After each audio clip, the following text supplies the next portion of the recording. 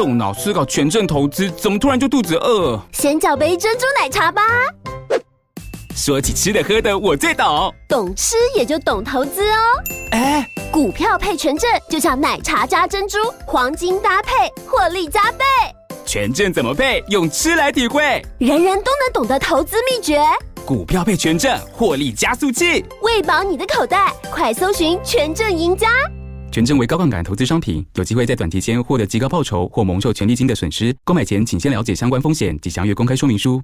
Hello guys, welcome to Taipei Banter, where John and Gavin uncover the interesting trends and issues around the world. Coming up! Hey, John, how are you? Hey Gav, doing well, my man. So what do you have for us today? Okay, so today we're doing an article from BBC News. Ooh, BBC. Yep, I like them. And the name of the article is You Are Never Alone at the Museum of Broken Relationships. Oh gosh. Yeah, it's pretty weird to say the least. Gav, are we going to make this a very sad episode? We're gonna cry like babies. No.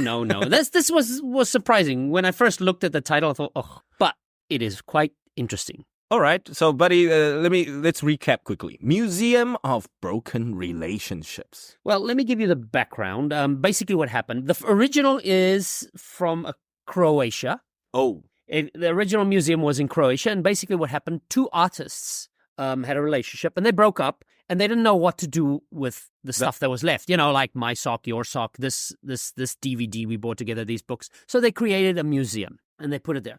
And then somebody from Los Angeles in America saw this, thought, what a great idea, and in LA, they opened a museum.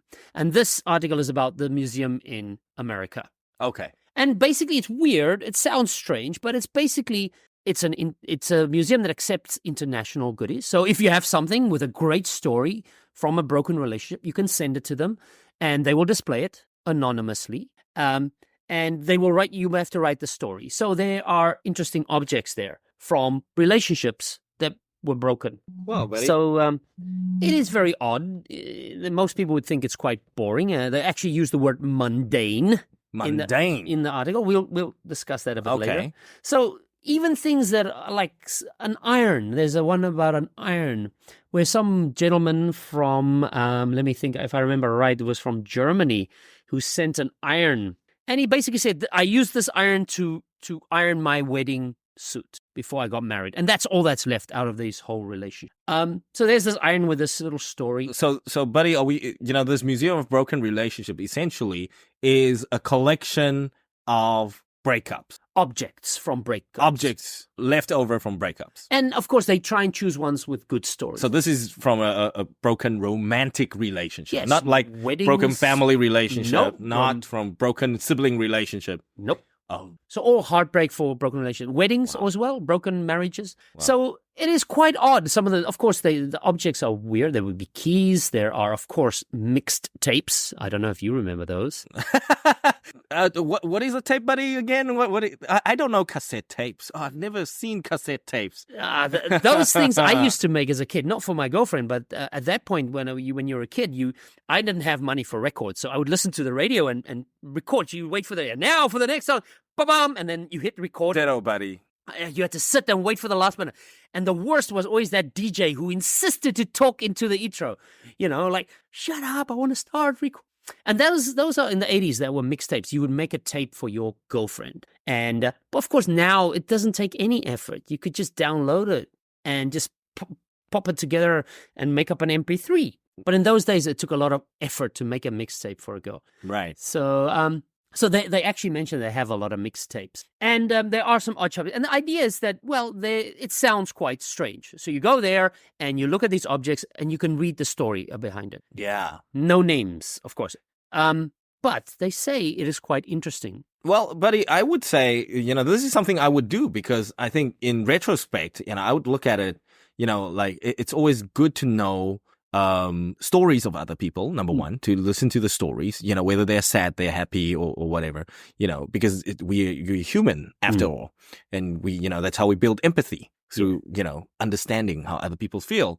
And not only that, but then you become, I would say, I usually, if I do go to these kind of events or go to museums and see or hear all these stories, I'm feel actually grateful at the end of the day and content about, my life and, the relationship that I've had, right? And be grateful for them, the lessons learned and grateful for family and friends.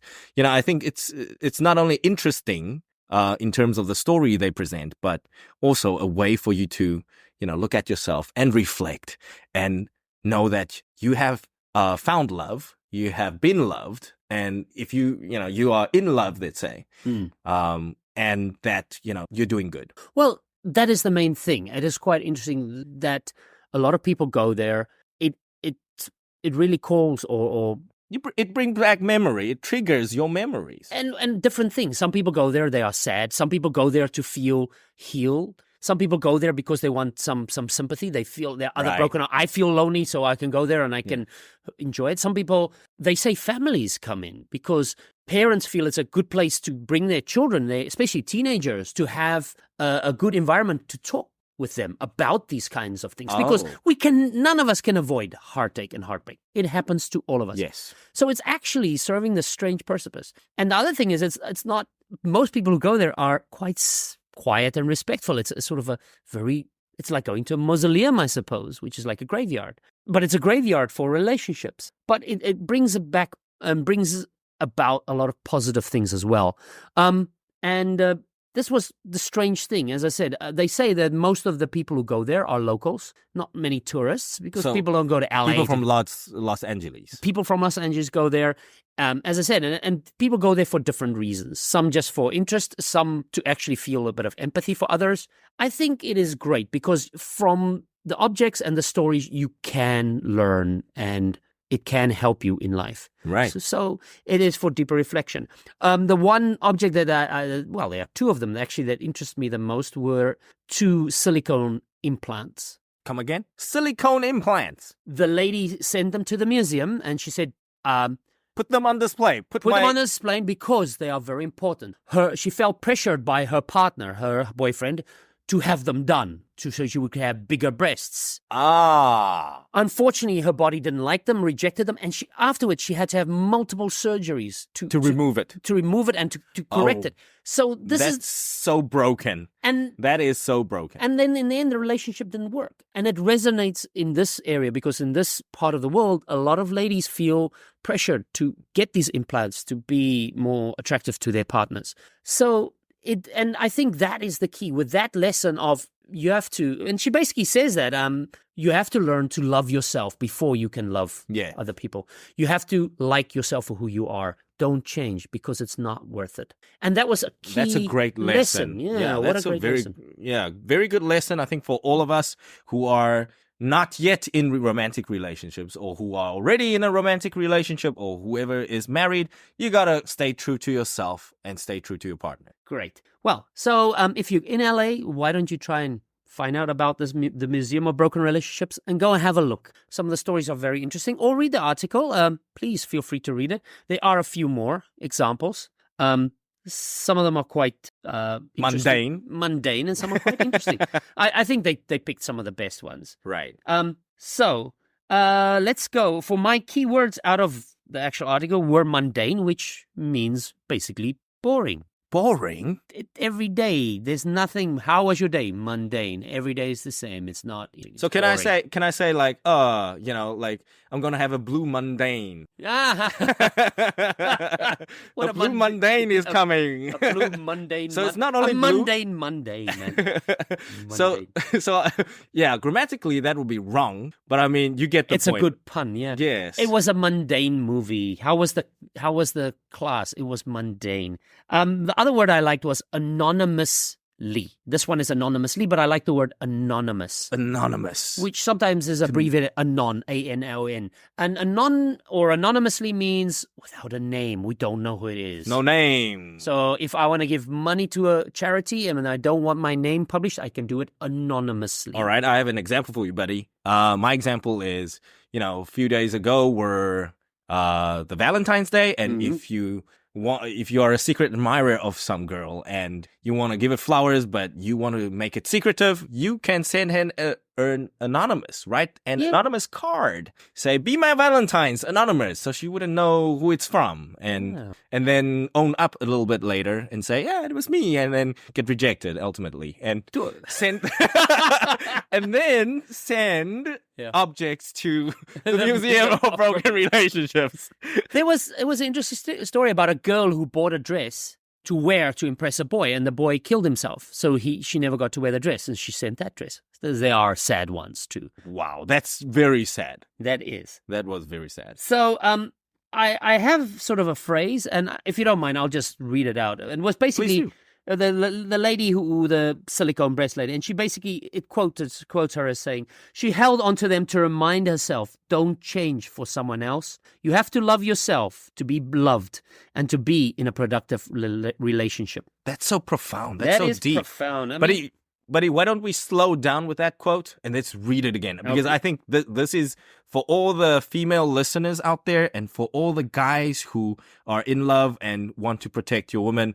This is how you do it. So I'll just go from the you part, which is you have to love yourself to be loved and to be in a productive relationship. Wow. That's really deep. I think it's a lesson for life. Yes. Yeah. I think we have to learn to like ourselves.